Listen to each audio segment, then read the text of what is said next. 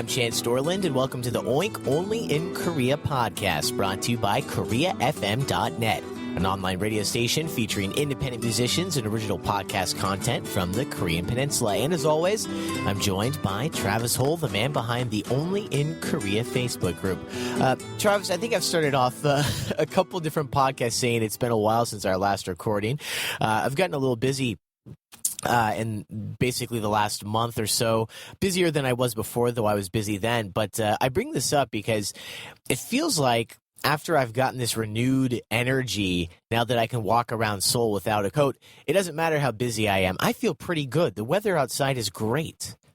Yeah, it's been nice lately. I'm working out in Yongin, and we've just had some amazing weather. And the place where I'm working it was covered in cherry blossoms, so it made going to work even better than it normally is. And yeah, it's been great. I mean, we have gotten a little bit of rain in the last few days, but besides that, it's just been perfect the last, about month or so. Yeah, rain, and then there's a couple of really bad days for air quality. And I saw that going around Facebook, the battle of it's yellow dust. Well, actually, no, Korea, 50% or more of it's from its old coal power plants, in general, the air quality issues. But despite that, I've been going out. I might buy one of those real masks, the one that actually protects you from pollutants in the air that we've talked about before, because I do enjoy just walking around. It's been so long since I've been able to walk around without a coat. It's really nice. I've hit the normal areas. Hongdae, I was in HBC one night. And specifically, these areas, HBC, Itaewon, Hongdae, that, lots of people. And it seems that, during the last couple of weeks, it's been a lot more than even what I was used to before. The amount of people that you will see, a lot, but then also on top of that, always these new businesses that are popping up. And of course, that means the previous businesses that used to be there, sometimes maybe even for years, are disappearing. So that's what we're talking about today. And specifically, we're talking about HBC. And with HBC, the area that's west of Itaewon, it's not just private businesses that are changing. It's not just that more people are going there. As the Korea Herald recently reported, that the city is going to actually turn HBC into what they're calling a green culture village. So according to that article, HBC will soon be a place where, quote, nature will blend with the region's unique culture, as the government will build a food street and a strolling path along Mount Namsan for culture and history tours that also include a walk through, get this, a sweater factory that was once the economic motor of HBC between 1960 and 1980. And I thought that was interesting. I never knew HBC got to start making sweaters, but I guess perhaps it's only fitting as it's now full of expat hipsters who probably like to wear them from time to time, along with some interesting facial hair and some black glasses. And this is what we're talking about today, Travis. And so it's great because, we're two very different people. You're kind of more of an expat than I am, as in you've been living abroad outside of the United States longer than I have, and also longer here in Korea and longer in the HBC area. So, for me, I don't even like going to HBC that much because it kind of feels just like overpriced pizza, coffee shops. But about a time when HBC was different, kind of when it was mid-between how it started and where it is now. And then also kind of back in the day when it was the area west of Itaewon, and it was all kind of like a little hip, but also like a little dangerous. And there are things in the area that you could get that you couldn't get in other places. So let's talk about kind of where HBC came from, what it's been through, and where it might be going into the future. And I'd like for you to start off with kind of some of those historical parts of HBC that I probably don't know that much about. Well, the name Haebangcheon actually comes in Korean. It means freedom village. Historically, this area was at first actually inhabited by North Korean refugees after the Korean War. And that's, you mentioned that sweater factory. I actually wasn't even aware that was an economic driver for this area prior to reading that article on the Korea Herald. But traditionally the area was known for a place where North Korean refugees would go and resettle. And I think part of that was because they perceived some sort of safety because of the American military base, which was nearby. But yeah, it's kind of changed, obviously over the years. There's not that many North Korean refugees living here anymore. And now, as you mentioned, it's more kind of an expat neighborhood. Lots of facial hair, lots of funky glasses, sweaters. Oh, yes. Tattoos. Yeah. Tattoos. Yeah, it's I mean, it's a mix too. There's a lot of Koreans that live here. Oh, no. I see Koreans with tattoos. I see Koreans, not so much funky facial hair. That is more of a foreigner thing, but I see that from time to time as well. But some good frames. Lots of good frames from all nationalities in HBC. Yeah, and when I first moved to Korea back in 2005, I remember my first time I came to HBC. It was for a Christmas meal. A couple expats that I knew who I was working with recommended we go over there for a turkey dinner at Philly's, and that was kind of my first exposure to it. Philly's one of the staples of the area. I've done live podcasts there. I've played shows at Philly's. I mean, Philly's is. I mean, like, if I was like out of my mind and couldn't tell you anything about South Korea, I could probably tell you that Philly's is an HBC. Yeah, it's kind of an institution in the area. I mean, it was the first bar that I ever encountered over here. When I first came here, it was owned by a New Zealander and his Korean wife, and it's kind of been passed around through the years, but it has remained open.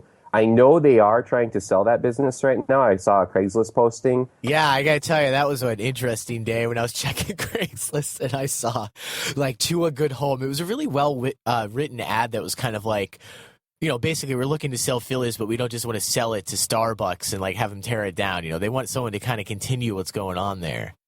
Yeah, and I hope that's the case. It has been kind of an institution to the area, and a lot of expats have, made a lot of friends there. There's the sporting groups meet there for drinks after they play their sports, and so it's kind of definitely an institution to the area. And I hope they keep it as it is, or find someone who wants to develop the business a little more. I certainly hope that it isn't turned into a Starbucks.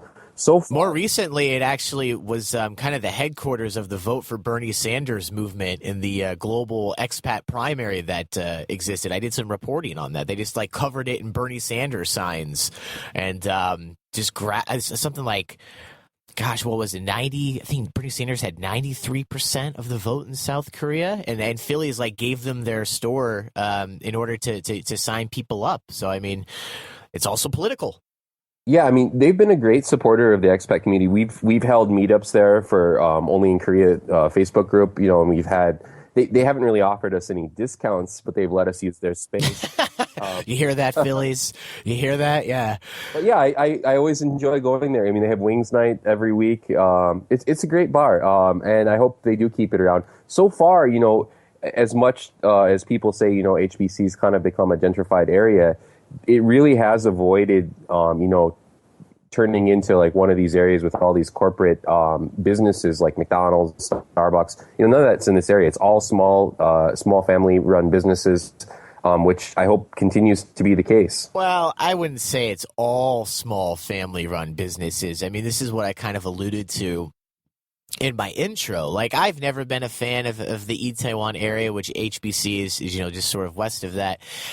I've never been a fan. I just never have been a fan of that area. But if I had to go somewhere in that area, I would have gone to HBC, and I kind of would have happily tolerated it, I guess is the best that I could say.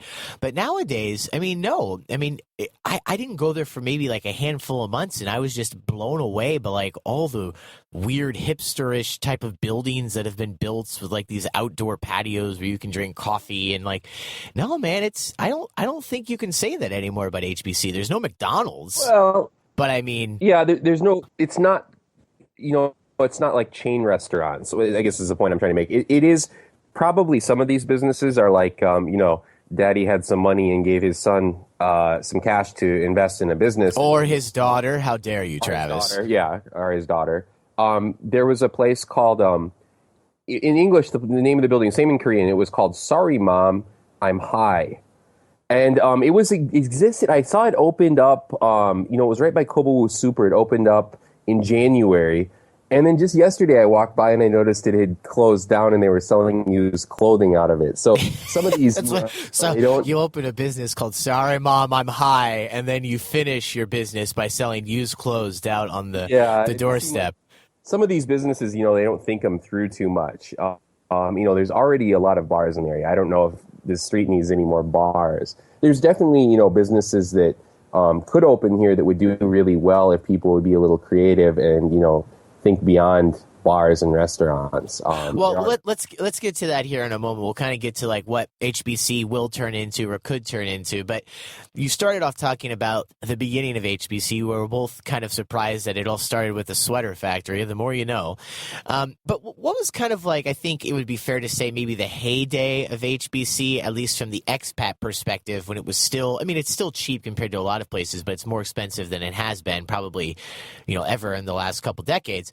So when was the time when it was the best time to be in HBC? When, all the foreigners, it was the Western foreigner community, but at the same time, there were Koreans, there were other people as well in that area. But generally, that was how it was kind of looked at. And there were, options to eat or options to go to a place like Philly's that couldn't be had in other areas.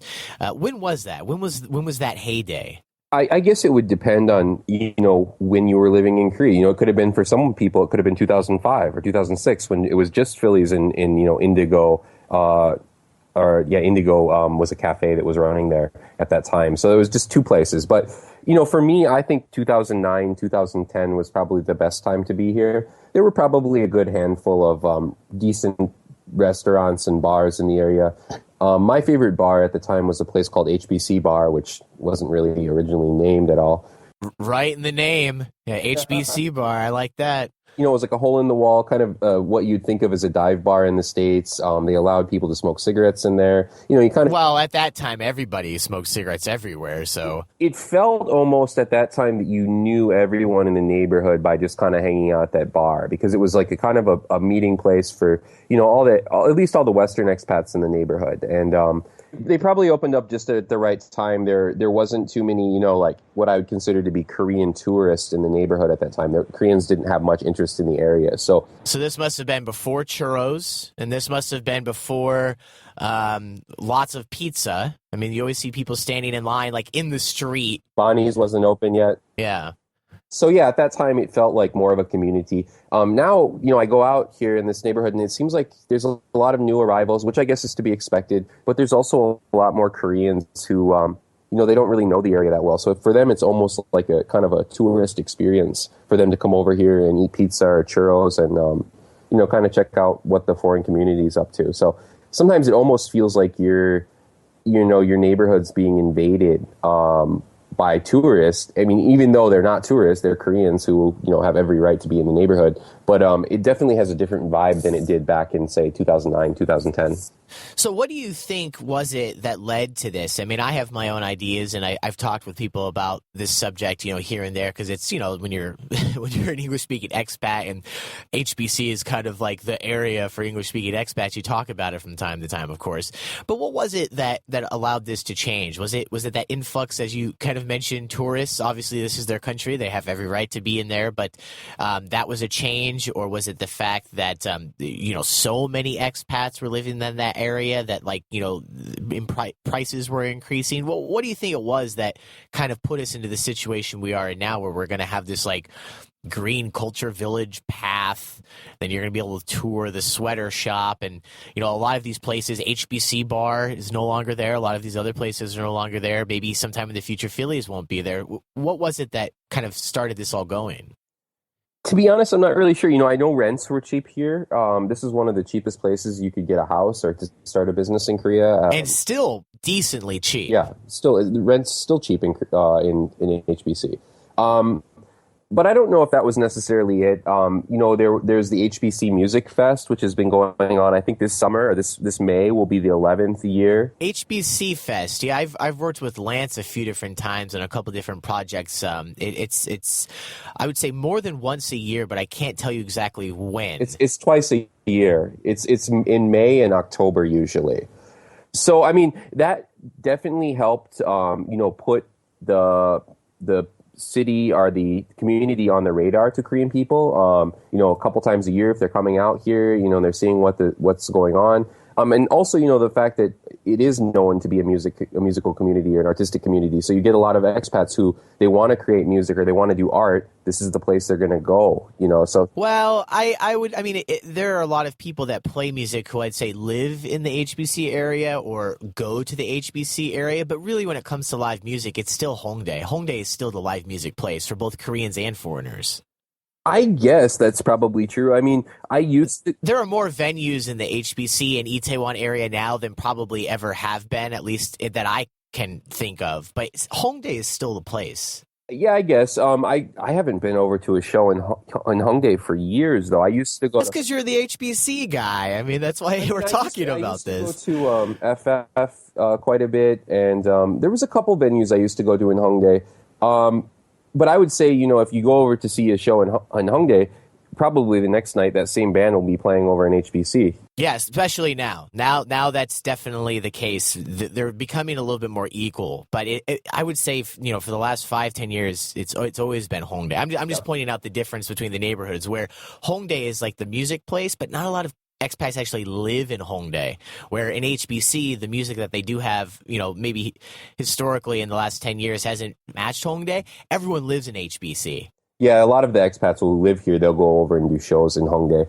I remember that there was I think I read an interview from the guy who does the band Cyborg. Have you ever heard of them? Oh, sure, Cyborg. Yeah, they don't have a vocalist, but very good musicians, very well known in the indie scene. Cyborg, sure, yeah. I read he was quoted as saying he didn't like coming over and doing show. He only wanted to do shows in Hongdae, and I thought that was kind of interesting. And that was probably back in 2007, 2008. And then I think just last year I saw him doing a show over here in HBC. So it seems like even his attitude has kind of changed about the area too.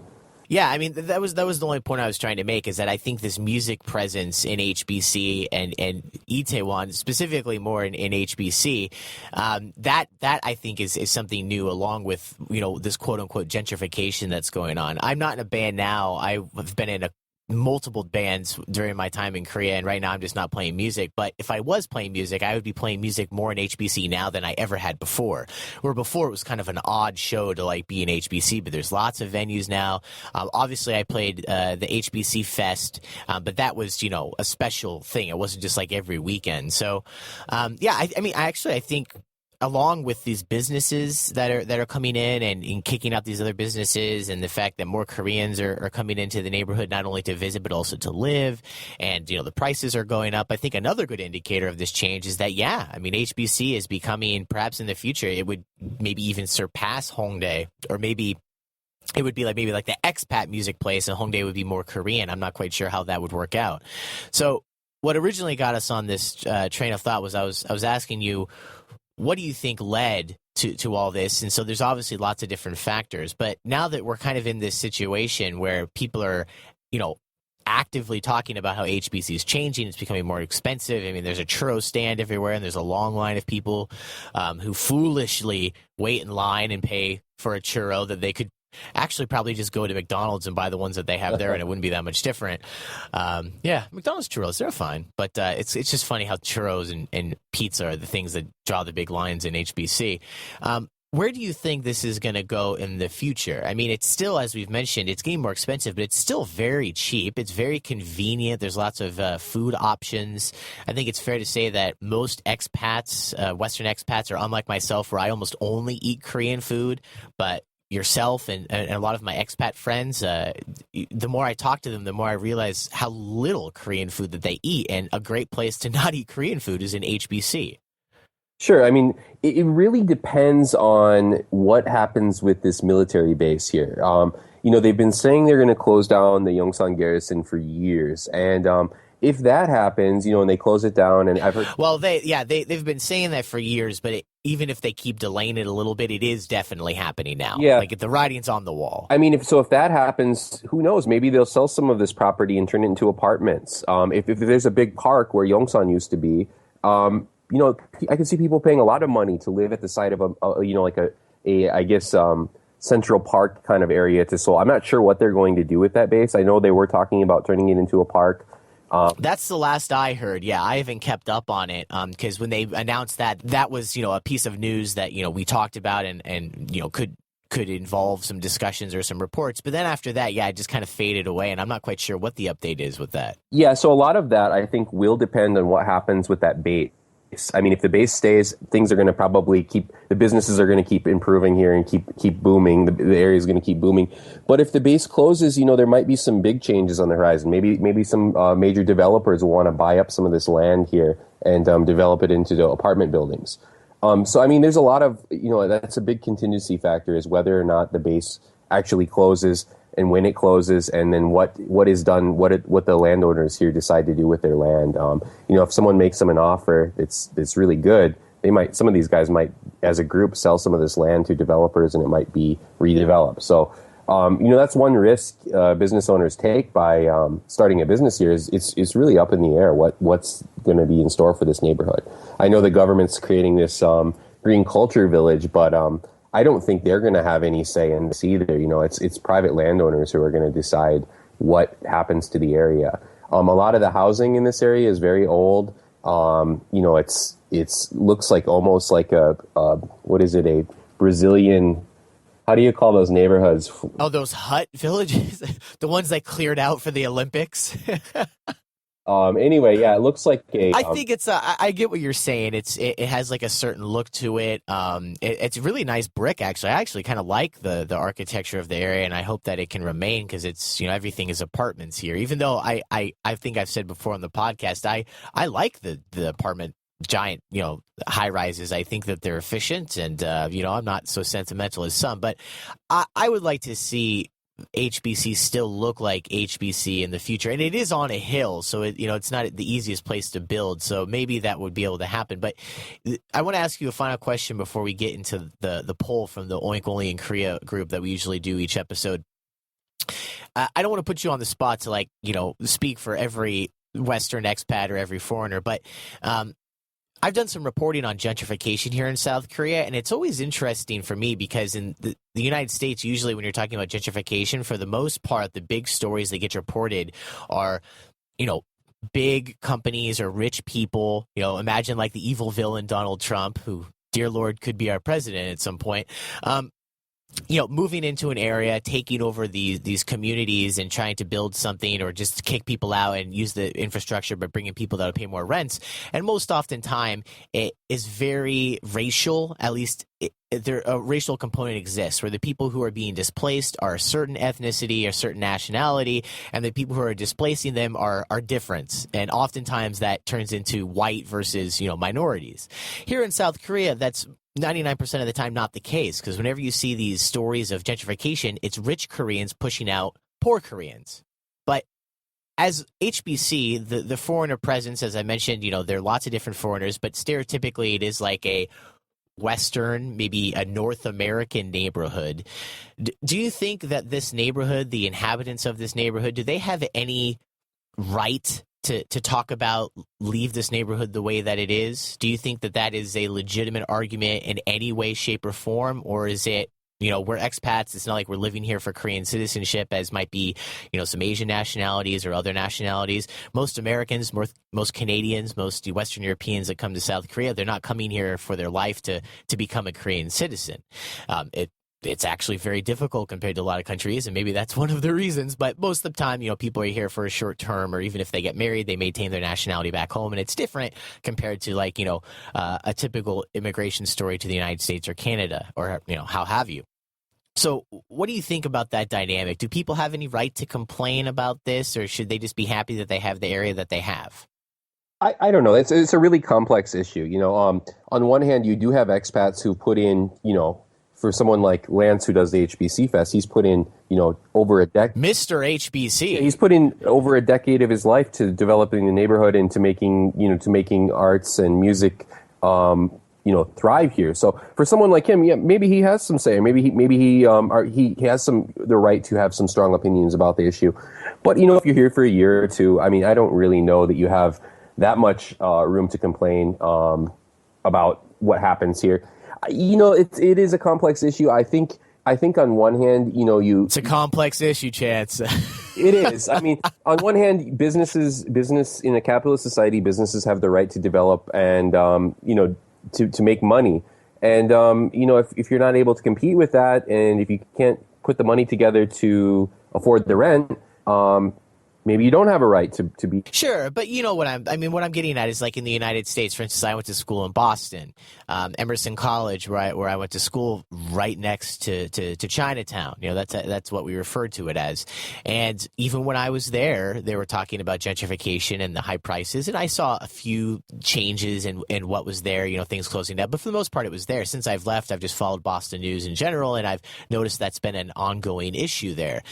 It's the same case there, though. I mean, businesses in the United States have just as much a right to make money, and if you know the area demands more money, you know, people don't necessarily have a legal right to just stay where they were. But you know, culturally, it's an area that they identify with. You know, Chinatown is a very good thing for Boston, as in, you know, we have Little Italy, which is the North End. You know, that's that area, and if that, you know, if people are getting pushed out of that area, people would complain just like they would in Chinatown. So, I mean, that's what I'm talking about. Obviously, people have legal rights. But, you know, in the United States, this could be a big story depending on how it's put together. You know, like what ethnicities are involved? What are the details of the story? Was there any, you know, underhanded planning to try to move people out? Or is it just, you know, even if you look at it more or less just a factor of economics? I mean, this is a big deal in the States. I think the racial component is missing in Korea, you know, because I don't see expats being pushed out of the neighborhood yet anyway. I think most expats... Yeah, it's still cheap. Yeah, it's still cheap to live here. You know, I do think on one hand, though, as a value or as an asset to Seoul, that the HBC area is intrinsically valuable to the city. It's you know, it's an alternative to Itaewon. There is an arts, music and culture scene here, a foreign art, music and culture growing, scene, as we mentioned, growing. So I think it is a value to the city to keep the area as is. But on the other hand, you know, capitalism as it is kind of going to run its course, and some things might change. There might be a Starbucks in the neighborhood. There might be a McDonald's that's put in here someday. I hope that's not the case, but you know, as we've seen with other neighborhoods in the area, like Gyeongridan, you know, they're opening chain coffee shops and stuff over there. That's just across the street, so that could be something that's on the horizon for this area too, unfortunately. Let's get to the poll, and then we'll wrap it up. We could talk about this, you know, for a very long time. This poll, I noticed, I'm going to have you go through it like we normally do, but this one I just noticed that there were so many choices that were not jokes. Like normally when we have a poll, there's like, you know, a nice grouping of top choices at the top that are like legitimate, and then at the bottom there's just like troll-like comments. But aside from a few troll-like comments, they're in every poll, there are quite a few decent responses in this poll that I thought merited comment. I mean, very divided, lots of different opinions on this. Yeah, there was quite a few different opinions. The top three were all kind of, you know, down on gentrification. You know, the first one was that people missed the days when it was kind of a backwater expat respite that Koreans didn't really or weren't really aware of. So a lot of people miss having that, you know, kind of close community where, you know, it wasn't really on the radar of Korean people, and they missed that time where they could just go and show up and everyone would know each other, and it was a small community that was pretty close.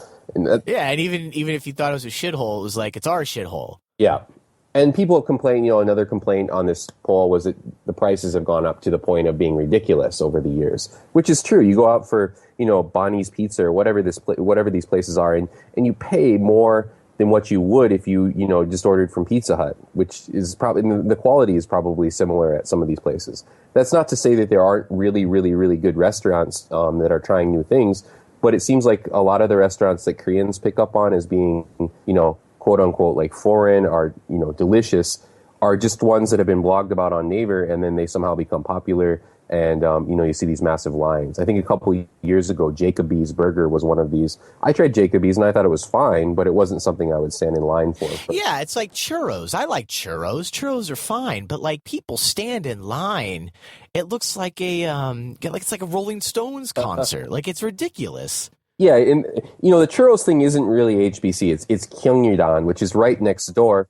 The Gyeongridan area wasn't on the expat radar even before probably 5 years ago. Now, it used to be a really, you know, Koreanized neighborhood, but now all these foreign bars are opening up over there too. So the neighborhood is spilling out from what it once was to, something much larger. And it's just, it probably eventually the whole Itaewon area is just going to be connected, which it already is. One person mentioned, or someone voted that they're not a fan of dodging cars and they would like to see more would like the place more if it had pavement. There is no sidewalk in HBC. There isn't. You just walk on the side of the road. And that doesn't sound bad because there are plenty of places where I've been where that's the case, but it's particularly noticeably bad in the HBC area. I mean, that goes along with parking. There's no parking in the area, really. I had a acquaintance of mine get a car backed up to reverse and to get out of there to park, smashed him in the legs, broke one of his legs. So. Oh, actually, yeah, a friend of mine who's no longer here, I believe she was on the hill on her bike, and she just got hit by a taxi driver. And if this wasn't actually in HBC proper, it was definitely in that greater area that we just mentioned. But I'm pretty sure it was right there in HBC because that's where she lived. Got hit by a taxi driver. He drove away. Wow. They found him because of some type of CCTV footage, which I'm actually surprised because there's been so many stories about CCTV footage being so bad that they just see like a blob drive away, but they somehow identified this guy. He told the cops he drove away because he didn't speak English. And she was nice. I kind of wish she'd been a dick about it because I wanted to see this guy, have some penalty. But apparently they just took away his taxi license and he could never be a taxi driver again or something like that. And he just paid for her medical bills. But she looked like someone beat the crap out of her, double black eyes. She had a helmet on. So just imagine she, what could have happened to her if she hadn't had a helmet on. And yeah, I think this just happened right there on the hill in HBC. No weather, just driving and just smacked into by a taxi. Yeah, people go way too fast on the road, and you also, one aspect of gentrification is you get people coming over here with BMWs, and Mercedes, thinking they can park wherever they want. So a lot of times they'll park on the street, block up traffic. Well, Travis, as we've mentioned before, they really can park wherever they want to. This is Korea. It's not really that they think they can. Yeah, I mean, there's not much enforcement, although they do have a local, parking authority. I see them going around issuing tickets, and I've seen my friends actually gotten towed here before, which surprisingly only cost him about $40 to get out of, to get his car back. But, there is parking issues. There's traffic issues. There is no sidewalk. There's no room for sidewalk. You'd have to tear down about half of the buildings here to get sidewalk going. So there's just no room for it. And I don't really see that issue as going to be something that's going to be improving, unless they tear down some buildings. And people really don't want that. So it's just going to they're going to have to somehow, enforce the rules of the road here a little more to make it safer for pedestrians. Because there are a lot more pedestrians in the area. And on a Saturday or a Sunday, there's a constant stream of people coming and going up the road, and they're sharing that road with cars. So they're going to have to, people are going to have to drive slower in the area and make it safer for pedestrians because there are going to be more and more of them as we move forward. One thing I want to talk about here before we stop at the poll and call it a day on this episode. One of the responses, not at the very top, but it had some people that agreed with it that said the food has gotten better and there is more variety than there used to be. There is certainly more variety than there used to be. However, my response to this, which, a few people joined me on this, but it didn't become popular like that one time where my response was number one. I said HBC's, quote, foreign food is an expensive joke compared to the real thing. And I know I eat Korean food every day, and you don't eat nearly as much Korean food as I do, so we have different tastes and things like that. But I don't think I've ever been impressed by any food I've had in HBC at any restaurant. Even ones that were less expensive than, some of the ones that are very expensive, though nothing is very cheap there. It all looks good if you take a picture and put it on your Instagram. But if you actually eat the food, the flavors are not consistently what they should be. And maybe it's that people are just happy with what they can get. Or I think large part of it is that a lot of Koreans might not know the actual flavor that it's trying to, match. But I'm very disappointed with the food in HBC. I'm not saying it's not good, but it's not what they're trying to say it is. I don't know. I mean, there is Fat Cat is a little diner in the area here, and I've thought that they did a pretty good job. It's like going to something like Denny's in the States. It's about that quality. It's reasonably priced. For foreign food, or not quote unquote foreign food for Westerners, there's a place called Casablanca, and he does Moroccan sandwiches, and they're great. He does a great job with it. He's been going now for I think over 6 years, and he's reasonably priced. I think a sandwich there is like $6. But generally, the point I'm trying to make is if you had to like identify one or two foreign types of food that are in the HBC area, it's pizza and like hamburgers, that type of thing, right? Or maybe like some pasta. I mean, that's generally like if you had to like make a tally, that would be the most common one that came up, right? Probably, and doesn't taste like Western North American pizza, doesn't taste like Western North American hamburger. And if it does, even if it's a decent approximation, very expensive. yeah, I mean, HBC for me has never been a place to go for dining. I go to Gyeongridan, which is across the road. There's new places opening up over there all the time. I go to Itaewon. I eat in the area once in a while here because I live in the area. Well, I mean, I'm happy to extend this blanket argument I'm making to the area of Itaewon and HBC. I just don't think that these great dining options for good prices that actually taste like the food they're trying to taste exist. I don't see it. Now, I don't eat there as much as many people do, so maybe I'm full of S here, but I don't think I am. Well, there's places like Linus Barbecue, for example. He does a great job, and people who are familiar with barbecue, I'm not an example of a reasonably priced meal. No, there isn't. I mean, if you're going to get good quality and authentic tasting Western food or foreign food, you're going to pay a premium for that, and that's not something that's changed in this area ever. Now, if you want kind of a mediocre experience or approximation of Western food, you might not pay too much for that. It's not unreasonable. I mentioned Fat Cat. Their prices aren't unreasonable. It's not excellent food, but it's not horrible food. Sure, not horrible. And like I said, I like eating Korean food, so maybe I'm not the best person to talk about this. I just wanted to throw that out there that like people are always talking about like they go to these restaurants and that we need a word for HBC and that whole whatever that word is, the place. They go to this the greater Itaewon area. The greater Itaewon area. Make it great again. Make Itaewon great again. There we are. Let's get a hat. We could sell quite a few of those here, I bet. The greater Itaewon area, I'm just a little fed up by all the people that are talking about all the great dining options, but they don't talk about how much money they're throwing down and how a lot of it's not that great. It's maybe not horrible. I've never had a meal there that I was just like, oh my gosh, what did I just eat? But I don't know, man. I mean, people rave. There's a Seoul foodies group on Facebook, and people rant and rave about all these, different places. There are places that get, recognition, and fairly so. Maddox Pizza is one example. Those Korean people don't even know this place exists, and they do make really authentic New York style pizza, and you do pay a premium for it. And I don't think that's ever really going to change because rent prices, probably continue to go up in all these areas. So these businesses need to make at least enough money to keep the doors open and probably, to enjoy their lifestyle too. So I do think that there are good dining options in the area, and there are also a lot of crap dining options that are overpriced. What I'm seeing in what I've noticed over the years is that the quality dining options that are in the area usually come from people who are familiar with Western food, who've lived in the West, who spent time or grew up in like places like California, and then they come back to Korea. So a lot of times it's gyopos who have moved back to Korea, and then these guys are able to, or to perhaps end the show on a very sad note. I believe we both know someone who went into a business venture with Korean, I don't know, Koreans, with some sort of Korean partnership as a foreigner, partnering with Koreans to make a Western food eatery.